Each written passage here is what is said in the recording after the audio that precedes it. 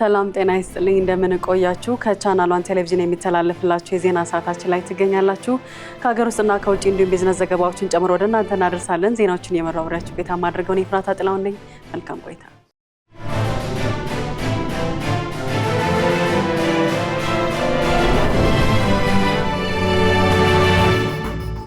የቀዳማይ ልጅነት የልማት መርሃ ግብር አዲስ አበባን አፍሪካዊት የትውልድ ግንባታ ተምሳሌት ከተማ ያደረጋት መሆኑን የአዲስ አበባ ከንቲባ አዳነች አቤቤ ገለጹ።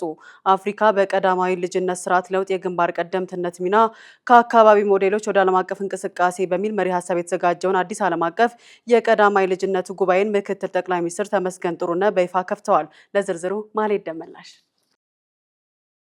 ጉባኤው በተከፈተበት ወቅት የአዲስ አበባ ከንቲባ አዳነች አቤቤ መዲናዋ በቀዳማይ ልጅነት ያመጣችው ተጨባጭ ውጤት በአርአያነት እንድትጠቅስ አድርጓታል ብለዋል። ከጽንስ እስከ 6 ዓመት የእድሜ ክልል የሚደረግ ስኬታማ ኢንቨስትመንት አዲስ አበባን የአፍሪካ ተመራጭ የህፃናት ማሳደጊያ ከተማ እያደረጋት መሆኑን ገልጸዋል። ይህም ለህፃናትና እናቶች ምቹ ምህዳር መፍጠር፣ ለቤተሰብ ማህበረሰብና ለሀገር ዘላቂ ግንባታ ከፍተኛ አስተዋጽኦ የሚያበረክት መሆኑን ተናግረዋል። በዚህም የመጀመሪያዎቹ 6 ዓመታት ላይ የሚደረጉ ኢንቨስትመንቶች በትምህርት፣ በሰው ሀብት ልማትና በኢኮኖሚ እድገት ላይ ረጅም ጊዜ የሚቆይ ፋይዳ እንዳለው ጠቅሰዋል። በዚህም በአዲስ አበባ ፍትሃዊና አካታች የቀዳማይ ልጅነት የልማት መርሃ ግብርን ተግባራዊ በማድረግ ውጤታማ የትውልድ ግንባታ ስራ እየሰራ እንደሚገኝ አንስተዋል። ህጻናት የአዲስ አበባ የነገ ተስፋዎች የሚል ፍኖተ ካርታ በመቅረጽ 1.3 ሚሊዮን ለሚሆኑ ከ6 ዓመት በታች ህጻናት ሁለንተናዊ እድገት መረጋገጥ እየተሰራ መሆኑንም አብራርተዋል። ፍኖተ ካርታውም የተቋማትን ቅንጅት በማሰናሰል የተቀናጀ የቀዳማይ ልጅነት ልማት አገልግሎት በሁሉም የመንግስት ሆስፒታሎችና ጤና ጣቢያዎች በመደበኛነት እንዲሰጥ አስችሏል ብለዋል። በትምህርት ቤት ምገባ መርሃ ግብርም ተማሪዎች የትምህርት ቁሳቁስ ዩኒፎርምና በቀን 2 ጊዜ ምግብ በማቅረብ በህፃናት እንክብካቤ ተጨባጭ ለውጥ ማምጣቱን ገልጸዋል። የህፃናት ማቆያና መጫወቻ የመሰረተ ልማት ግንባታ ውጤቶችም ህፃናት ነፃ የህክምና የምገባና የስነ ልቦና አገልግሎት የሚያገኙበትን እድል መፍጠሩን አስረድተዋል። የቀዳማይ ልጅነት መርሃ ግብር በ2015 ዓ.ም ሲጀመር በእድገት ወደ ኋላ የቀሩ የህፃናት መጠንን ከነበረበት 13 በመቶ አሁን ላይ ወደ 10.9 በመቶ ዝቅ ማድረግ መቻሉን አንስተዋል። የአንደኛ ደረጃ ትምህርት ቤት ዝግጁነታቸው ከነበረበት 49 በመቶ አሁን ላይ ወደ 90 በመቶ ማሳደግ እንደተቻለም አስታውቀዋል። ኢትዮጵያ ከቻይና ጋር ያላትን የሁለትዮሽና የባለብዙ ወገን ትብብር በተለያዩ ዘርፎች ተጠናክሮ እንደሚቀጥል ተነገረ።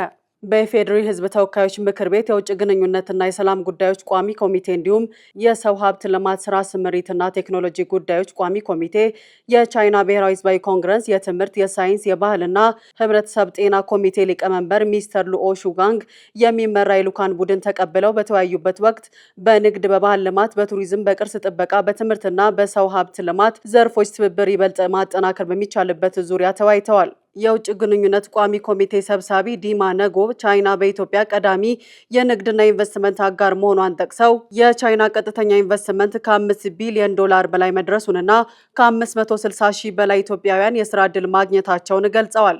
የቻይና ልኡካን ቡድን መሪ ሚስተር ሉኦ ሹጋንግ በበኩላቸው ቻይና ከኢትዮጵያ ጋር ያላትን ግንኙነት በንግድ፣ በኢንቨስትመንት፣ ትምህርትና ባህል ዘርፎች ለማጠናከር እንደምትሰራ ቃል ገብተዋል። የሁለቱ ሀገራት ዲፕሎማሲያዊ ግንኙነት 56 ዓመታትን አስቆጥሯል።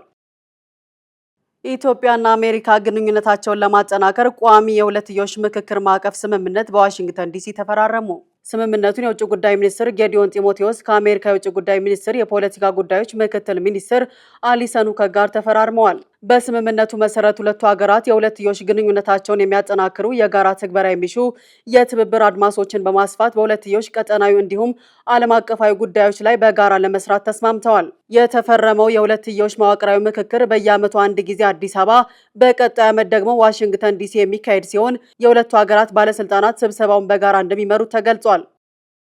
የፈረንሳይ ፕሬዝዳንት ኢማኑኤል ማክሮን በነገው ዕለት ለይፋዊ ስራ ጉብኝት ኢትዮጵያ እንደሚገቡ ተነግሯል። በታህሳስ ወር 2017 ዓ.ም በኢትዮጵያ የስራ ጉብኝት ያደረጉት የፈረንሳዩ ፕሬዝዳንት ኢማኑኤል ማክሮን ዘንድሮም ለይፋዊ ጉብኝት በነገው ዕለት አዲስ አበባ ይገባሉ ተብሎ ይጠበቃል። አምና በነበራቸው ቆይታ ከጠቅላይ ሚኒስትር ዶክተር አብይ አህመድ ጋር ዘለግ ያለ ውይይት በማድረግ የጋራ መግለጫ ሰጥተው የነበረ ሲሆን በወቅቱም ከብሔራዊ ቤተ መንግስት እድሳት ጋር በተገናኘ ማክሮን ለነበራቸው ሚና ጠቅላይ ሚኒስትር ዶክተር አብይ አህመድ ምስጋና አቅርበው ነበር። በዚህ ወቅት ፕሬዝዳንት ማክሮን የላሊበላ ውቅር አብያተ ክርስቲያናትን ለማደስ የገንዘብና የቴክኒክ ድጋፍ ማድረጋቸውንም ጠቅላይ ሚኒስትሩ ገልጸው ነበር። ባሳለፍነው ቅዳሜ በካይሮ ከዛም በኬንያ ናይሮቢ የተገኙት ማክሮን በነገው ዕለት አዲስ አበባ እንደሚገቡ ነው የተጠቆመው። ማክሮን በቆይታቸው ከመንግስት ከፍተኛ የስራ ኃላፊዎች ጋር ከሚያደርጉት ውይይት ባሻገር የፈረንሳይ ኩባንያዎች በኢትዮጵያ ያላቸውን ድርሻ ለማሳደግ የሚያስችሉ መንገዶች ላይ እንደሚመክሩ ይጠበቃል። በጤና መረጃና በዲጂታል ጤና ፈጠራዎች በዘላቂ ኢንቨስትመንት የጤና ትሩፋቶችን ማሳደግ በሚል መሪ ቃል 5ኛው ሀገር አቀፍ የጤና መረጃ ሳምንት እየተከበረ ነው። መርሃ ግብሩ በተለይ በዲጂታል ጤና ዘርፍ የሚታዩ ስኬቶችን ለማጠናከርና ተግዳሮቶችን ለመለየት ያለመ ነው። በዘርፉ የተሰማሩ ባለሙያዎችና የልማት አጋሮች የዲጂታል ጤና ፈጠራዎችን የሚያሳዩበት አውደ ርዕይ የሚቀርብ ሲሆን የመረጃ ጥራትን በማረጋገጥ በውሳኔ አሰጣጥ ሂደት ላይ የሚኖረውን ፋይዳ ለማሳደግ የሚያስችሉ ስልቶች እንደሚነደፉም ይጠበቃል። ታላቁን የኢትዮጵያ ህዳሴ ግድብን በዋና ተቋራጭነት የገነባው የጣሊያኑ ዊቢውልድ በጣሊያን ቬሮና በተካሄደው የሳማተር ዓለም አቀፍ የኮንስትራክሽን እና ማሽነሪዎች ኤግዚቢሽን የሳማተር 2026 የፈጠራ ሽልማት አሸናፊ ሆነ። ሽልማቱን የህዳሴ ግድብ የኢትዮጵያን የኤነርጂ ገጽታ ከመቀየር ባለፈ ለግዙፍ የውሃ ኃይል ማመንጫ ግንባታዎች አዲስ ዓለም አቀፍ መለኪያ መሆኑን አረጋግጧል። የሽልማቱ ዳኞች ግድቡን ለሽልማት የመረጡት በግንባታው ሂደት የታዩ ቴክኒካዊ ስኬቶችን ብቻ ሳይሆን ፕሮጀክቱ በሀገሪቱ የኢንዱስትሪና የኤነርጂ ልማት ላይ ያመጣውን መሰረታዊ ለውጥ ከግምት ውስጥ በማስገባት ነውም ተብሏል። በተጨማሪም እንደ አውሮፓውያን አቆጣጠር በ2014 በ24 ሰዓት ውስጥ ብቻ 23000 ሜትር ኩብ ኮንክሪት በመሙላት የዓለም ክብረ ወሰን ማስመዝገቡ የዊቢውልድ ኢንዱስትሪ ብቃት ማሳያ ተደርጎ ተወስዷል።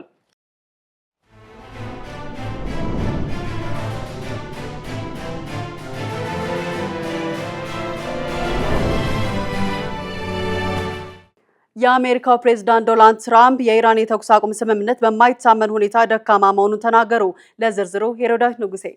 ፕሬዝዳንቱ ለጋዜጠኞች እንደተናገሩት አንድ ወር ያስቆጠረው የተኩስ አቁም ስምምነት በህይወት ለመቆየት እየተውተረተረ ይገኛል። የትራምፕን አስተያየት ተከትሎ የኢራን ምክር ቤት አፈ ጉባኤ መሐመድ ጋሊባፍ ለማንኛውም ወረራ ምላሽ ለመስጠትና ትምህርት ለማስተማር ዝግጁ ነን ብለው በኤክስ ገጻቸው ምላሽ ሰጥተዋል። አሜሪካ ለኢራን ላቀረበችው የሰላም እቅድ ቴሄራን የሰጠችው ምላሽ በዋሽንግተን ውድቅ ተደርጓል። ያለፈው እሁድ ኢራን ጦርነቱን ለማስቆምና የሆርሙዝ ወሽመጥን ለመክፈት ለአሜሪካ ያቀረበችው እቅድ ተቀባይነት አላገኘም። ፕሬዝዳንቱም ፈጽሞ ተቀባይነት የሌለውና ደካማ ሲሉ እቅዱን አጣጥለውታል። ትራምፕ ይህንን ካሉ በኋላ የኢራን የውጭ ጉዳይ ሚኒስትር እስማኤል ባጊ የቴሄራን እቅድ ኃላፊነት የተሞላውና ቸር መሆኑን ተናግረዋል። የኢራን ምክር ቤት አፈ ጉባኤ በ14ቱ ነጥቦች እንደተመለከተው የኢራናውያንን መብት ከማክበር ውጪ አማራጭ የለም፣ ሳይቀበሉት በዘገዩ ቁጥር የአሜሪካውያን ግብር ከፋዮች ገንዘብ ይባክናል ብለዋል። በኢራንና አሜሪካ መካከል የተወሰኑ ግጭቶች ቢኖሩም የተኩስ አቁም ስምምነቱ አንድ ወር አስቆጥሯል። ፕሬዝዳንት ትራምፕ የተኩስ አቁም ስምምነቱ በሕክምና እርዳታ እንደሚተነፍስ ታማሚ ነው፣ ሐኪሞች መጥተው ጌታዬ የሚወዱት ሰው በህይወት የመቆየት እድሉ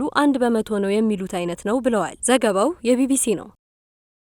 የሆርሙዝ ወሽመጥ በቶሎ ተከፍቶ የማዳበሪያ ምርት በባህረ ሰላጤው መተላለፍ ካልቻለ በሚሊዮኖች የሚቆጠሩ ሰዎች የምግብ እጥረትና ራብ እንደሚገጥማቸው አንድ የተባበሩት መንግስታት ድርጅት ባለስልጣን ተናገሩ። ባለስልጣኑ ለፈረንሳይ ዜና ወኪል ኤኤፍፒ እንደተናገሩት ወራት ባስቆጠረው የመካከለኛው ምስራቅ ጦርነት ምክንያት በሆርሙዝ በኩል የሚደረገው የመርከቦች እንቅስቃሴ መስተጓጎሉ ለእርሻ ምርት አስፈላጊ የሆነውን የአፈር ማዳበሪያ አቅርቦት አደናቅፎታል። ስለዚህም በጥቂት ሳምንታት ውስጥ የሆርሙዝ ወሽመጥ ተከፍቶ የአፈር ማዳበሪያ ምርትና ግብዓት እንዲያልፍ ካልተፈቀደ የምግብ ምርት መስተጓጎልና ረሃብ ሊከሰት እንደሚችል የመንግስታቱ ድርጅት የፕሮጀክት ጽህፈት ቤት ኃላፊ የሆኑት ዮርክ ዳሲልቫ ተናግረዋል። ባለስልጣኑ ከፍተኛ የሰብአዊ ቀውስ ሊሆን የሚችለውን ችግር ለመቀልበስ ያሉን ጥቂት ሳምንታት ብቻ ናቸው ያሉ ሲሆን አክለው በጦርነቱ ሰበብ የአፈር ማዳበሪያ ምርቱ አቅርቦት በመስተጓጉሉ ተጨማሪ 45 ሚሊዮን ሰዎችን ለምግብ እጥረትና ለረሃብ የሚዳርግ ቀውስ ሊገጥመን ይችላል ብለዋል። ባለፈው የካቲት ወር ማብቂያ አካባቢ በተቀሰቀሰው ጦርነት ምክንያት ኢራንና አሜሪካ በወሳኙ የባህር መተላለፊያ የሆርሙዝ ወሽመጥ የጭነት መርከቦች እንዳይንቀሳቀሱ የሚያደርግ እገዳ ጥለዋል።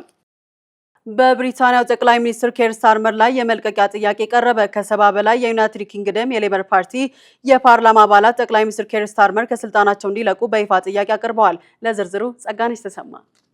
የብሪታንያው ጠቅላይ ሚኒስትር ኬር ስታርመር ስልጣናቸውን እንዲያስረክቡ ከገዢው ሌበር ፓርቲ አባላት የሚሰነዘርባቸው ግፊት ከረር ብሎ ቀጥሏል። እስካሁን ባለው መረጃ መሰረት ከ70 በላይ የፓርላማ አባላት ጠቅላይ ሚኒስትሩ በገዛ ፈቃዳቸው እንዲለቁ በይፋ ጠይቀዋል። ይህ ከፍተኛ ቁጥር ያለው ተቃውሞ በጠቅላይ ሚኒስትሩ አመራር ላይ ጫና የፈጠረ ሲሆን የፓርቲያቸው አባላትም ስታርመር ለሀገሪቱ ቀጣይ ጉዞ እንቅፋት መሆናቸውን በመግለጽ ላይ ይገኛሉ። በሌላ በኩል ሪፎርም ዩኬ የተሰኘው የቀኝ ዘመን ፓርቲ በቅርቡ በተካሄደው የአካባቢ ምርጫ ታሪካዊ ድል መቀዳጀቱን ተከትሎ ተከትሎ የሀገሪቱ ፖለቲካዊ መልክ እየተቀየረ መሆኑ ተነግሯል። ባለፈው ሐሙስ በተካሄደው የብሪታንያ የአካባቢ ምርጫ በናይጄል ፋራጅ የሚመራው ሪፎርም ዩኬ ፓርቲ ያስመዘገበው ውጤት በሀገሪቱ የፖለቲካ መድረክ ትልቅ መነጋገሪያ ሆኗል። በሚሊዮን የሚቆጠሩ መራጮች ሁለቱን ታላላቅ ፓርቲዎች ሌበርንና ኮንሰርቫቲቭን በመተው ወደ ሪፎርም ዩኬ በማዘንበላቸው በርካታ የከተማ አስተዳደሮች በፓርቲው ሰማያዊ ቀለም ደምቀዋል። ታዋቂው ጋዜጠኛ ክሪሽናን ጉሩሙርቲ ለግሎባል ሮሚንግ ፖድካስት እንደገለጹት ይህ ለውጥ በብሪታንያ ፖለቲካ ውስጥ ብሬክሲትን እንደገና ዋነኛ አጀንዳ ሊያደርገው ይችላል። ኬር ስታርመርና የሌበር ፓርቲ ከፍተኛ አመራሮች የሀገሪቱ የወደፊት እጣ ፈንታ ከአውሮፓ ጋር ተቀራርቦ መስራት ነው እያሉ ነው። ነገር ግን ይህ አካሄድ የብሬክሲት ክፍፍልን መልሶ ይቀሰቅሳል የሚል ስጋት አለ። ይህም ለናይጄል ፋራጅ ተጨማሪ የፖለቲካ እድል ይሰጠዋል። በተያያዘ ዜና በጠቅላይ ሚኒስትር ስታርመር አመራር ላይ እምነት በማጣት መልቀቂያ ካስገቡ 6 ረዳቶች መካከል ሳሊ ጄምሰን፣ ቶም ሩትላንድና ጎርደን ማኪክ ይገኙበታል። የጠቅላይ ሚኒስትሩ የህይወት ታሪክ ጸሐፊ ቶም ባልድዊን ፓርቲው በፓርላማ ውስጥ ሰፊ የድምጽ ብልጫ እያለው እንዲህ አይነት ቀውስ ውስጥ መግባቱ እጅግ የሚያስገርም ነው ብለውታል። ባልድዊን አክለውም ብሪታንያ ካለፉት 10 ዓመታት ወዲህ 7ኛ ጠቅላይ ሚኒስትሯን ለመሾም መቃረቧ ሀገሪቱን በዓለም አቀፍ መድረክ ቁም ነገር የሌላት ሀገር እያስመሰላት መሆኑን በስጋት ገልጸዋል። የሌበር ፓርቲ የፓርላማ አባል ጆናታን ሂንደር ለቢቢሲ በሰጡት ቃል ጠቅላይ ሚኒስትሩ ከዚህ በኋላ መቀጠል አይችሉም፣ ስልጣናቸውን መልቀቃቸው የማይቀር ነው በማለት የችግሩን አሳሳቢነት አረጋግጠዋል። ኬር ስታርመር ግን እየሰጧቸው ባሉት መግለጫዎች ስልጣናቸውን ለመልቀቅ የተዘጋጁ አይመስሉም። ቻይና የዘንድሮ የዓለም ጤና ድርጅት ጉባኤ ላይ ታይዋን እንዳትሳተፍ መወሰኗን አስታወቀች። ታይዋን የቻይና ግዛት የማይነጠል አካል ነች ሲሉ የውጭ ጉዳይ ሚኒስትሩ ተናግረዋል። ለዝርዝሩ አማሩ ገብሩ። የቻይና የውጭ ጉዳይ ሚኒስትር ቃል አቀባይ በሰጡት መግለጫ እንዳነሱት ግንቦት 18 በሚከፈተው 79ኛው የዓለም ጤና ድርጅት ጉባኤ ላይ ቻይና ተሳታፊ እስከሆነች ድረስ የታይዋን ጠናጥላዊ ተሳትፎ አያስፈልግም ብለዋል። ያለችው አንድ ቻይና ብቻ ነች። ታይዋን ደግሞ የዚችው የቻይና ግዛት የማይነጠል አካል ነች። በመሆኑም ተሳትፎው የሚመለከተው ቻይናን ብቻ ነው ሲሉም አጽንኦት ሰጥተዋል። የቻይና ሕዝባዊ ሪፐብሊክ መንግስትም መላውን ቻይና የሚወክል ብቸኛ ህጋዊ መንግስት መሆኑን ገልጸው ይህም የተባበሩት መንግስታት ድርጅት መተዳደሪያ ደንብ ጭምር የሚደግፈውና ተደንግጎ የተቀመጠ ነው ሲሉም ጠቅሰዋል። ዴሞክራቲክ ፕሮግሬሲቭ ፓርቲ የተባለ የፖለቲከኞች ስብስብ የታይዋን ነጻነት የሚል የተከፋፈለ አቋም በመያዛቸው አንድ ቻይና የሚለውን መርህ ዘንግተውታል ሲሉም ወቅሰዋል። ይህን የአንድ ቻይና መርህ ለማስከበር የተባበሩት መንግስታት ድርጅት ጠቅላላ ጉባኤና የዓለም ጤና ድርጅት ውሳኔዎችን ስልጣንም ለመጠበቅ ቻይና ታይዋንን በዘንድሮ ጉባኤ እንዳትሳተፍ መወሰኗን ይፋ ስለማድረጓ ግሎባል ታይምስ ዘግቧል። በታይዋን ካርድ በመጠቀም አንድ ቻይና መርህን ለመጣስ የሚደረግ ማንኛውም የፖለቲካ ጫና ወይም ማጭበርበር አይሳካም ሲሉም ቃል አቀባዩ አሳስበዋል። አሜሪካ ባቀረበችው የሰላም ስምምነት እቅድ ላይ የመስማማትና ያለ መስማማት እሰጥ አገባ ውስጥ የገባችው ኢራን የቻይናን ባለ 4 ነጥብ የሰላም እቅድ ተቀበለች። ሁለቱ ሀገራት በተለይ ሀያላን ደካሞች እንዲበሉ አንፈቅድም የሚል የጋራ አቋም ይዘዋል። ለዝርዝሩ ጸጋነሽ ተሰማ። በሳምንቱ መጀመሪያ የአሜሪካው ፕሬዝዳንት ዶናልድ ትራምፕ ግጭትን በዘላቂነት ለማቆምና ቀጠናውን ለማረጋጋት ያቀረቡትን የሰላም እቅድ ኢራን ተቀብያለሁ ብትልም የዘገየ ውሳኔ ነው በሚል ውድቅ ማድረጋቸውን ተከትሎ ኢራን ፊቷን ሙሉ ለሙሉ ወደ ቻይና ሀሳብ አዙራለች። የቻይናው ፕሬዝዳንት ሺ ጂንፒንግ በመካከለኛው ምስራቅ ለወራት የቀጠለውን ውጥረት ለማርገብ ባለ 4 ነጥብ የሰላም ውሳኔ ሀሳብ ማቅረባቸውን ተከትሎ ኢራን ከባለ 14 ነጥቡ የዋሽንግተን አሳሪ እቅድ ይልቅ ይህን የቻይናን እቅድ እንደምትደግፍ አስታውቃለች። የዓለም ስርዓት ሀያላን ደካሞችን ወደሚበሉበት ጫካ ህግ እንዳይቀየር የቀረበው ጥሪና በቀጠናው ኢኮኖሚያዊ ብልጽግናን ለማምጣት የታቀደው ትብብር ተከትሎ ኢራንና ሌሎች የቀጠናው ሀገራት ወደ አዲስ የዲፕሎማሲ ምዕራፍ እንዲሸጋገሩ እያስገደደ ነውም ተብሏል። በቻይና የኢራን አምባሳደር እንደገለጹት ቴሄራን ለዚህ እቅድ የሰጠችው ድጋፍ በፋርስ ባህረ ሰላጤ ቀጠና ዘላቂ ደህንነት ለማስፈንና የጋራ ልማትን ለማምጣት ካላት ጽኑ ፍላጎት የመነጨ ነው። ፕሬዝዳንት ሺ ጂንፒንግ ያቀረቡት የሰላም እቅድ ለዘላቂ ሰላማዊ አብሮነት ቁርጠኛ መሆን፣ የሀገራትን ሉዓላዊነትና የግዛት አንድነት ማክበር፣ የዓለም አቀፍ ህግ የበላይነትን ማስጠበቅና በልማትና ደህንነት መካከል ቅንጅት መፍጠር የሚሉ 4 ዋና ዋና መስፈርቶችን የያዘም ነው ሲል የቴህራን መንግስታዊ ቴሌቪዥን ዘግቧል። በቤጂንግ የቀረበው የሰላም ጥረት በሁለቱ ሀገራት የውጭ ጉዳይ ሚኒስትሮች ዘንድ ትልቅ ትኩረት ያገኘ ሲሆን የቀጠናውን ጂኦፖለቲካዊ መረጋጋት ሊቀይር የሚችል እርምጃ ተደርጎም ተወስዷል። የባንግላዴሽ ከፍተኛ ፍርድ ቤት በማህፀን ውስጥ ያለን ጽንስ ጾታ ይፋ ማድረግ የሚከለክል ውሳኔን አስተላለፈ። ይህም በሴት ህጻናት ላይ የሚፈጸመውን ውርጃ ለመከላከል የታለመ እርምጃ መሆኑም ተገልጿል። ለዝርዝሩ አናውል ተስፋ። ፍርድ ቤቱ በተጨማሪ በሆስፒታሎች ውስጥ የሚከናወኑ ያልተወለዱ ህጻናትን የምርመራ ሪፖርቶችን ለመከታተል የሚያስችል ማዕከላዊ የዲጂታል ዳታቤዝ በ6 ወራት ውስጥ እንዲያቋቁሙ አዘዋል። በተጨማሪም የባንግላዴሽ ከፍተኛ ፍርድ ቤት ሆስፒታሎችና የህክምና ምርመራ ማዕከላትን ገና ያልተወለዱ ህጻናትን ጾታ ለወላጆች ይፋ እንዳያደርጉ በቋሚነት ማገዱ ታውቋል። ይህ ውሳኔ የተላለፈው በሀገሪቱ በሴት ህጻናት ላይ የሚፈጸመውን መድሎ ለመቀነስና ጾታን መሰረት ያደረጉ ውርጃን ለመከላከል በማለም እንደሆነ የቢዝነስ ስታንዳርድ ዘገባ ያመላክታል። ፍርድ ቤቱ በሰጠው ብይን ያልተወለዱ ህጻናትን ጾታ ማወቅ በህገ መንግስቱ የተረጋገጠውን የእኩልነት መብት የሚጻረን መሆኑን ገልጿል። እንዲሁም ጾታን ይፋ ማድረግ በእናቶች ላይ ስነልቦናዊ ጫናን ከመፍጠሩ ባለፈ ሴት ህጻናትን በማጥፋት በህብረተሰብ ውስጥ የስርዓተ ጾታ ለመመጣጠን እንዲከሰት እንደሚያደርግም ጠቁሟል። ፍርድ ቤቱም ውሳኔው ያልተወለዱ ህጻናትን ጾታ ይፋ ማድረግ ህገወጥ በሆነበት በህንድ ያለውን አሰራር በማጣቀሻነት ጠቅሷል። ይህ ውሳኔ በሴት ጽንሶች ላይ የሚፈጸመውን ግድያ ለማስቆም የሚረዳ ጠንካራ እርምጃ ነውም ተብሏል። በተለይም በደቡብ እስያ በገጠር አካባቢዎች ከሴት ይልቅ ወንድ ልጆች የመምረጥ ዝንባሌ አሁንም በስፋት ስለሚስተዋል ፍርድ ቤቱ በሆስፒታሎች ውስጥ የሚከናወኑ ያልተወለዱ ህጻናትን የምርመራ ሪፖርቶችን ለመከታተል የሚያስችል ማዕከላዊ የዲጂታል ዳታቤዝ በ6 ወራት ውስጥ እንዲያቋቁሙ አዘዋል። ውሳኔውም በባንግላዴሽ የሴቶችና የህጻናትን መብት ለማስከበር እንደ ትልቅ እርምጃ የተወሰደ ሲሆን በህክምና ተቋማትም ላይ የዲጂታል ክትትል እንዲደረግም ትዕዛዝ መሰጠቱ ተዘግቧል። ሰዎች ረጅም ዓመት ሲኖሩ በጤና እክል የሚቆዩባቸው ዓመታት ቁጥርም አብሮ እንደሚጨምር ተመራማሪዎች ተናግረዋል። ታዲያ አእምሯችን ጤና እንደተጠበቀ እንዲቆይ የቦታ አሰሳዎችን ማድረግ፣ ማህበራዊ ተሳትፎን ማጠናከርና ሁሌም የተለያዩ ትምህርቶችን መማር ያላቸውን ጠቀሜታ ባለሙያዎች አብራርተዋል። ሄሮዳዊት ንጉሴ ተጨማሪ አላት።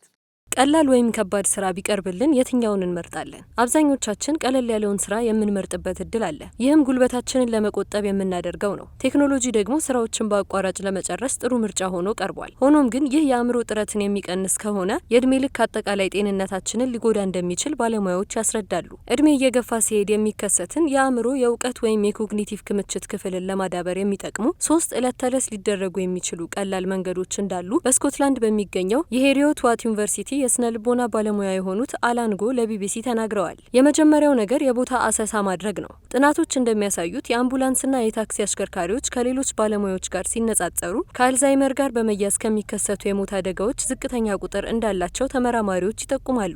ምክንያቱም እነዚህ አሽከርካሪዎች አንጎላቸውን የቦታ ማሰሻ ለማድረግ የበለጠ ሲጠቀሙበት ስለነበረ ነው። በተጨማሪም ካርታ ሳይጠቀሙ የከተማዋን ጎዳናዎች ለዓመታት ሲማሩ የቆዩ የታክሲ አሽከርካሪዎች ለቦታ አሰሳ የሚጠቅመው ሂፖካምፐስ የተሰኘው የአንጎላቸው ክፍል መጠን ከፍተኛ ነው። ሁለተኛው ለአንጎል ጤና ጠቃሚ የሆነው ተግባር ደግሞ ማህበራዊ ግንኙነትን ማዳበር ነው። በመካከለኛ እድሜና በእርጅና ዘመን የበለጠ ማህበራዊ እንቅስቃሴ ያላቸው ሰዎች ለመርሳት አደጋ የመጋለጥ እድላቸው ከ30 እስከ 50 በመቶ ያነሰ እንደሆነ በባለሙያዎች ይነገራል። ማህበራዊ ግንኙነት ጭንቀትን ለመቀነስ መርዳቱ ደግሞ ለዚህ በምክንያትነት ተጠቅሷል። ሶስተኛው ጠቃሚ የተባለው መንገድ ደግሞ የእድሜ ልክ ትምህርት ነው። ብዙ ጊዜያቸውን በትምህርት የሚያሳልፉ ሰዎች ለመርሳት የመጋለጥ አቅማቸው ዝቅተኛ ነው። መማር በህይወታችን ጤናችንን የምንጠብቅበት አንዱ መንገድ ነው። በምንማርበት ሰዓት አእምሯችን በፈተናና በአዲስ ተግባራት ያድጋል። ይህ ደግሞ ለእርጅና የተጋለጡ የአንጎል ክፍሎችን ያጠነክራል። አእምሯችንን በንቃት ስናቆይ ደግሞ የእውቀት ወይም ኮግኒቲቭ ችሎታ መቀነስን እንከላከላለን። ታዲያ እንደ ባለሙያዎች ገለጻ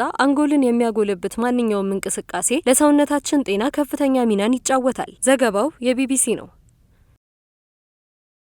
በአሜሪካ ለመነሳት እየተንደረደረ በነበረ አውሮፕላን አንድ ግለሰብ ተገጭቶ ህይወቱ አለፈ። ሟቹ ግለሰብ የአየር መንገዱን አጥርጥሶ የገባ ነውም ተብሏል። በአሜሪካ ዴንቨር ዓለም አቀፍ አውሮፕላን ማረፊያ መንገደኞችን አሳፍሮ የነበረና ለመነሳት በሰዓት 235 ኪሎ ሜትር ገደማ በመጓዝ እየተንደረደረ የነበረ አውሮፕላን ከየት እንደመጣው ያልታወቀ አንድ ግለሰብን ገጭቶ ህይወቱ እንዲያልፍ አድርጓል። ግለሰቡ የአየር ማረፊያውን የደህንነት አጥርጥሶ በመግባት ለመነሳት እየተንደረደረ በነበረው አውሮፕላን ስር ራሱን በመክተቱ ህይወቱ አልፏል ሲልም የአሜሪካ የፌዴራል ምርመራ ተቋማት አስታውቋል። አውሮፕላኑ ግለሰቡን በቀጀበት ወቅት በቀኝ ሞተሩ ላይ የእሳት አደጋ ተከስቷል። አደጋው በተከሰተበት ወቅትም በአውሮፕላኑ ውስጥ የነበሩ 224 ተሳፋሪዎችና 7 የበረራ ሰራተኞች በአስቸኳይ እንዲወጡም ተደርጓል። በወቅቱ በተፈጠረ ግርግርም 12 ሰዎች ቀላል ጉዳት ሲደርስባቸው 5 ተሳፋሪዎች ወደ ሆስፒታል ተወስደዋል። የፌዴራል ምርመራ ተቋማት ባደረጉት ምርመራና መረጃ የማጣራት ስራ ሟቹ ግለሰብ የአውሮፕላን ማረፊያው ሰራተኛ ለመሆኑ የተረጋገጠ ሲሆን እንዴትና ለምን ይህንን ድርጊት ለመፈጸም እንደፈለገ ግን የታወቀ ነገር የለም።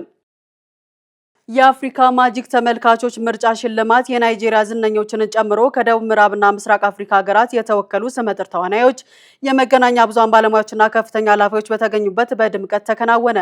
አናውል ተስፋ ዝርዝር አለው። በአፍሪካ የፊውቸር ፊልም የቴሌቪዥን ድራማና ዶክመንተሪ ስራዎች የላቀ ጥራት ያላቸው ይዘቶችና የጎላ ስራ ከውነዋል ተብለው ተመልካቾችና በኪነ ጥበብ ሰዎች የተመረጡ ባለሙያዎች የሚሸለሙበት የሽልማት ስነ ስርዓት ነው። በናይጄሪያ በተካሄደው 12ኛው የአፍሪካ ፊልሞች አዋርድ ላይ ታዋቂ ሰዎች፣ የፊልም ባለሙያዎች እንዲሁም የማህበራዊ ሚዲያ ተጽዕኖ ፈጣሪዎች በተለያዩ አልባሳት ተውበው ተገኝተዋል። ከግዙፍ የአፍሪካ የመዝናኛ ይዘቶች አቅራቢው መልቲቾይዝ አፍሪካ አማካኝነት በናይጄሪያ ሌጎስ በተካሄደው በዚህ የፊልም አዋርድ ዝግጅት ላይ የተገኙ ታዋቂ ሰዎች የአህጉሪቱን ባህል ከማሳየት በዘለለ በአልባሳቶቻቸው ተፎካክረዋል። በሌጎስ በሚገኘው ኤኮ ሆቴል በተካሄደው ዓመታዊ የአፍሪካ ፊልም፣ ቴሌቪዥን እና ዲጂታል ስነ ጥበባዊ ስራዎች ሽልማት ምሽቱን በልዩ ውበት ያጎናጸፉ በርካታ አልባሳት መነጋገሪያ ነበሩ። በዕለቱ ከተገኙ ስመጥር ሰዎች ሁሉ ግን የአንዷ ታዋቂ የቴሌቪዥን ተዋናይ አልባስ የበለጠ መነጋገሪያ ሆኖ አምሽቷል። የኡናዊ ቴሌቪዥን ዝግጅት ላይ በመሳተፍ ታዋቂነት ያገኘችውና ራሷን ኩዊን ሜርሳ አታንጋ በማለት የምትጠራዋ ታዋቂ ተዋናይ ከ500 ዳቦዎች የተሰራ ዘርፋፋ ቀሚስን ለብሳ ተገኝታለች። አታንጋ በዳቦዎቿ የተሸመነ ቀሚስን ለብሳ በነጻነት መንቀሳቀስ የተቸገረች ቢሆንም የዕለቱ መነጋገሪያ ሆና ግን አምሽታለች። ከዳቦ የተሰራ ቀሚስ የለበሰችውም የዳቦ መጋገሪያ ንግዷን ለማስተዋወቅ መሆኑን የገለጸችው አታንጋ የፋሽን ስራዋን ገበያ ማንፈላለግ እንጂ ድንጋጤ መፍጠር ዓላማው እንዳልሆነ አስታውቃለች። ንግዴን ለማስተዋወቅ ከዚያ አዋርድ ምሽት የበለጠ አመቺ ጊዜ የለም ስትልም ተናግራለች። ቀሚሱን ዲዛይን ያደረገችው የቲያና ኢምፓየር ባለቤት ቶይን ላዋን ስትሆን በኢንስታግራም ገጿ ላይም ሁሉም የራሱን ንግድ ይልበስ በሚል መሪ ቃል ንቅናቄ መጀመሯን ተናግራለች። በማህበራዊ ሚዲያ ገጾች ላይ ወዲያውኑ መነጋገሪያ የሆነው አልባሳቱ የተወሰኑት ሲያደንቁ፣ አንዳንዶች ደግሞ ተችተውታል። የራስን ንግድ ከፊት ማስቀደምን ያሳየ ሲሉ ያሞካሹት እንዳሉ ሁሉ ምግብን ማባከን ነው በማለትም ያብጠለጠሉት አልጠፉም።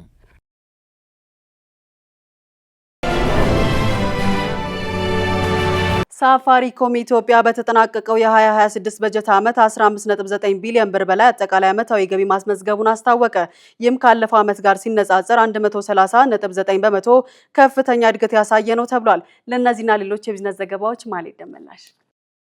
ኩባንያው ለዚህ ስኬት መንስኤ የቴሌኮም ደንበኞች ቁጥር መጨመር፣ ለሞባይል ዳታ አገልግሎት ያለው ከፍተኛ ፍላጎት እንዲሁም የኤም-ፔሳ ዲጂታል ፋይናንስ ተጠቃሚዎች ቁጥር በከፍተኛ ሁኔታ መሻሻሉን ጠቅሷል። በበጀት ዓመቱ ማጠናቀቂያ ላይ የሳፋሪኮም ኢትዮጵያ 13.6 ሚሊዮን በ90 ቀናት ንቁ ደንበኞች ያሉት ሲሆን ይህም 54.2 በመቶ እድገት ነው። የኤም-ፔሳ ተጠቃሚዎች ቁጥር 5.2 ሚሊዮን ደርሷል። በዚሁ መተግበሪያ በኩል 32.5 ቢሊዮን ብር የሚገመት የገንዘብ ዝውውር መከናወኑ ተገልጿል። በገቢ በኩል የሞባይል ዳታ አገልግሎት 9.6 ቢሊዮን ብር በማስገኘት ትልቁን ድርሻ ሲይዝ የድምጽ አገልግሎት 3 ቢሊዮን ብር አስገኝቷል። ኩባንያው እስካሁን በኢትዮጵያ 2.6 ቢሊዮን ዶላር ኢንቨስት ማድረጉን የገለጸ ሲሆን ይህም በዋነኝነት ለኔትወርክ ማስፋፊያ የዋለ ነው ተብሏል። በናይሮቢ በተካሄደው የሳፋሪኮም ግሩፕ የ2026 የበጀት ዓመት አፈጻጸም ላይ እንደተገለጸው ኢትዮጵያ ለግሩፕ አጠቃላይ ገቢ 15 በመቶ ድርሻ ማበርከት መጀመሯ ተጠቁሟል። ይህም ሀገሪቱ በኩባንያው የረጅም ጊዜ ስትራቴጂ ውስጥ ያላትን ወሳኝ ሚና የሚያሳይ ነው ተብሏል። ፕሬዚዳንት ዶናልድ ትራምፕ ከኢራን ጦርነት ጋር ተያይዞ የናፍጣና ቤንዚን ዋጋ በከፍተኛ ሁኔታ ማሻቀቡን ተከትሎ በአሜሪካ የፌዴራል መንግስት የሚጣለውን የነዳጅ ታክስ ለጊዜው ለማንሳት ማቀዳቸውን ገለጹ። ይሁን እንጂ የኢኮኖሚ ባለሙያዎች እርምጃው ለአሽከርካሪዎች የሚያስገኘው እፎይታ በጣም አነስተኛና በውቅያኖስ ላይ ያለች አንዲት ጠብታ ያህል ብቻ እንደሚሆን እያሳሰቡ ይገኛሉ። ከኢራን ጋር ከተቀሰቀሰው ጦርነትና ከአቅርቦት መስተጓጎል ጋር ተያይዞ በአሜሪካ የአንድ ጋሎን ማለትም 3.75 ሊትር ቤንዚን አማካኝ ዋጋ $4 በላይ ደርሷል። ይህንን ተከትሎ ፕሬዚዳንት ትራምፕ ለአንድ ጋሎን ቤንዚን የሚከፈለው የ18.4 ሳንቲም የፌዴራል ታክስ ለተወሰነ ጊዜ ለማንሳት እንደሚንቀሳቀሱ ገልጸዋል። ነገር ግን የኢኮኖሚ ባለሙያዎች እቅዱን ጊዜያዊ የፖለቲካ ማስታገሻ እንጂ ዘላቂ መፍትሄ አይደለም በማለት ተችተውታል። በተጨማሪም የፕሬዝዳንቱ ፍላጎት ብቻውን ታክስ ለማንሳት አይበቃም፣ የገንዘብና ታክስ ሕግ የማውጣት ስልጣን ያለው የአሜሪካ ኮንግረስ ውሳኔውን ማጽደቅ ይኖርበታል። ይሁን እንጂ ውሳኔው ለመንገዶችና መሰረተ ልማት የሚውለውን የፌዴራል ፈንድ በቢሊዮን የሚቆጠር ዶላር ስለሚያሳጣው በምክር ቤቱ ውስጥ ጠንካራ ተቃውሞ እየገጠመው ይገኛል። መረጃው የቢቢሲ ነው። ቻይና የምግብና የማዳበሪያ ክምችትን ማቆም አለባት ሲሉ የቀድሞ የዓለም ባንክ ኃላፊ ተናገሩ። በኢራን ጦርነት ምክንያት የሆርሙዝ ወሽመጥ መዘጋቱ በዓለም አቀፍ የግብርና ምርቶች ላይ ከፍተኛ እጥረትን ፈጥሯል። ይህን ተከትሎ የቀድሞ የዓለም ባንክ ፕሬዚዳንት ዴቪድ ማልፓስ ቻይና ያላትን ግዙፍ የምግብና ማዳበሪያ ክምችት ማሳደግ እንድታቆም ጠይቀዋል። የቀድሞ ፕሬዚዳንቱ ከቢቢሲ ጋር በነበራቸው ቆይታ ቻይናን ተችተዋል። እንደ ማልፓስ ገለጻ ቻይና በዓለም ላይ ትልቁን ክምችት የያዘች በመሆኑ ተጨማሪ ማከማቸት ማቆምና ያገደችውን የማዳበሪያ ኤክስፖርት መፍቀድ አለባት። ይህም አዲሱን የአዝመራ ወቅት ለሚጠባበቁ ታዳጊ ሀገራት ትልቅ እፎይታን ይሰጣል ብለዋል። አክሎም ቻይና በዓለም ንግድ ድርጅት ውስጥ አሁንም ራሷን እንደ ታዳጊ ሀገር የምታቀርብበት የይስሙላ ዘመን ሊያበቃ ይገባል ብለዋል። መረጃው የቢቢሲ ነው። ስትከታተሉ የቆያችሁት ከቻናል 1 ቴሌቪዥን የሚተላለፍላችሁ የዜና ሰዓታችንን ነበረ። ዜናዎቹን እየመራው አብሬያችሁ ቆይታ ያደረኩት እኔ ኤፍራታ ጥላሁን ነበርኩኝ። መልካም ጊዜ